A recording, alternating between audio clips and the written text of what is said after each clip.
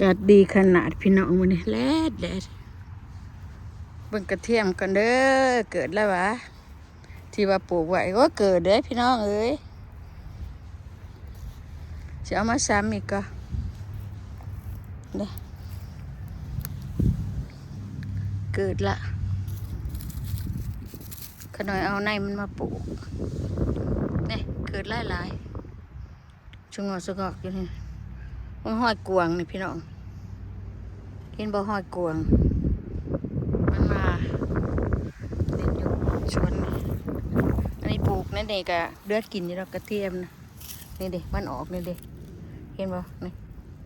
ออกเลยตัวปลูกแล้วนี่ตัวนี้เป็นอันเก่าตัวกุบเบิดนี่แม่นั่นนี่เอาในปลูกแล้วนี่เอาในปลูกนะกลัวมันมาเหยียบแมนเบิดอันนี้ยังบ่ออกก็มีนี่ชุ่มออกแมนเบิดนี่ตัวนี้ก็แมนนี่หนวดในใหญ่ตัวนี้มาแมนตัวนี้แมนนี่นี่ก็แมนนี่ก็แมนนี่ก็แมนออกเบิดเด้แสดงมาซ้ำอีกอยู่นี่เด้แสดงมาซ้ำอีกเยอะมาห่างโพดนี่ดกก็เอาอะไรไปกระตาคนเดียวโอ้มีแต่หอยกวางพี่น้องมึงด้วยนี่เกิดอะไรกระเทียม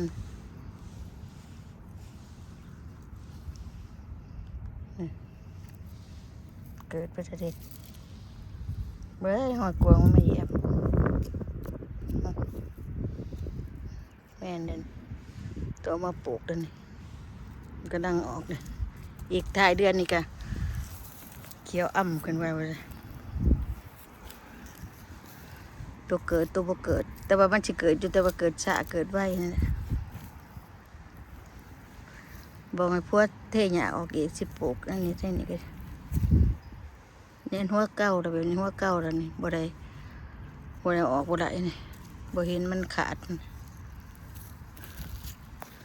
หัวใหม่นี่ก็หัวเก่ากันจุ่มในลาย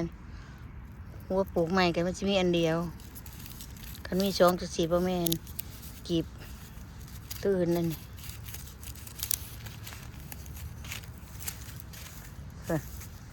กีบมันขาดดกแต่มันขาดลายนี่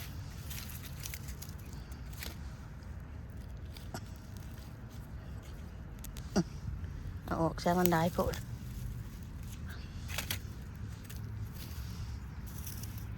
มันได้แต่หัวมันบ่ใหญ่บ่มันบ่ดีคันมันห่างนะหัวมันใหญ่นี่มันออกตะปดตะปัดเนี่ยออกลายเยอะอีกอาทิตย์หน้าเช็ดได้มันหอนอยู่มันนี่ก็เป็น6-7 ปุ่นบ่นี่แฟนปลูกเอาแล้วนี่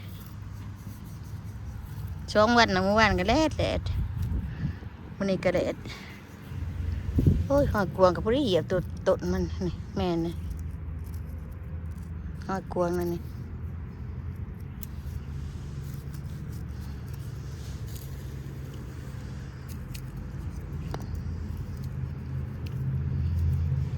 ปลูกเอา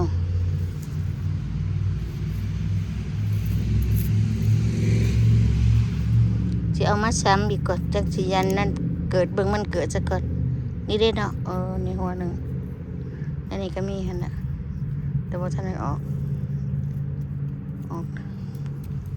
มันกำลังหอนโกบักกอกบักใหญ่เลยจะได้ตัดลงนี่ใหญ่โพดโกบักกอกก็ได้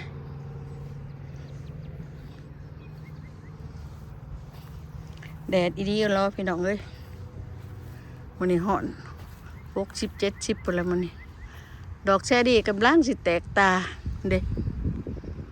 เดี๋ยวมาบะออกมาละหลอกมันออกก่อนพร้อมกันกับออกก่อนใบว่าหรือใบออกก่อนนี่เด็กเป็นห่วงดอกมันดันนี่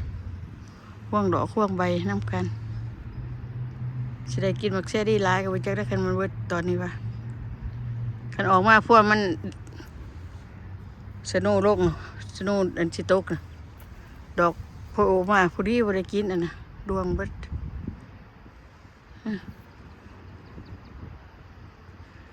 จุ่มหมากมันนั่นจุ่มหมากจุ่มหน่วยจุ่มหลอกพอได้กินนั่นนี่แหละเถาแล้วเด้ต้นนี้ก็ได้จะได้เอามาปลูกใหม่อยู่ตัดแต่บัวโป่งเด้อได้นี่เด้อนี่เด้ตัดยังบัวโป่งนี่ป่ะบัวโป่งสงสัยต้นตอนนะเป็นแบบนี้มันสิตายไปได้แหละมันอันนั้นนะยามนั้นมีหมากก็ขึ้นเก็บอยู่เลยล่ะโอ้ได้เติบอยู่เลยเป็นวันนี้ก็ได้กินได้เติบอยู่เลยเป็นกระตาเพื่อเก็บพอได้กินพี่น้องมันด้วยแสงแดดแสงตะเวนแดงจานโอ้ปีนี้บ่แม่นแม่งขนุนบ่ได้กินแม่งขนุนปีนี้นี้ไปตองป่งนี่จักว่าได้กินจักละก็จะโตอีกจังไว้ไอ้โปนนี่มันก็กวงอย่ากินมันก็บ่มีแต่ช่างนมนะทางเทิงกวงกินบ่เทิงมันมากินอันนี้ละกวงก็ได้กินมาไอ้โปน้อยนี่ล่ะ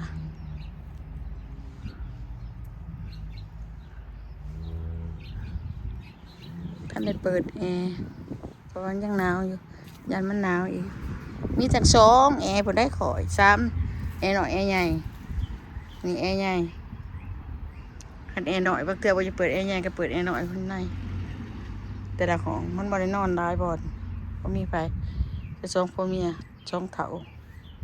เปิดแอร์หน่อยอยู่ในห้องก็ได้ละเป็นแบบนี้แหละพี่น้องอยู่ที่นั่นเลยมวนบ่กะจังซี่ละช่องตุถึงงอกแงกสิละโอ้กระทันเนาะ กระทันพาลังถึงงอกก็จ้ะโอเคพี่น้องบายเด้อพี่น้องเลือกพาเบิ่งอากาศซื่อๆมาชมวิวอากาศหอนสิได้เฮ็ดสวนนะกันวันเช้าตอนนี้วันตอนนี้เอาไว้พี่น้อง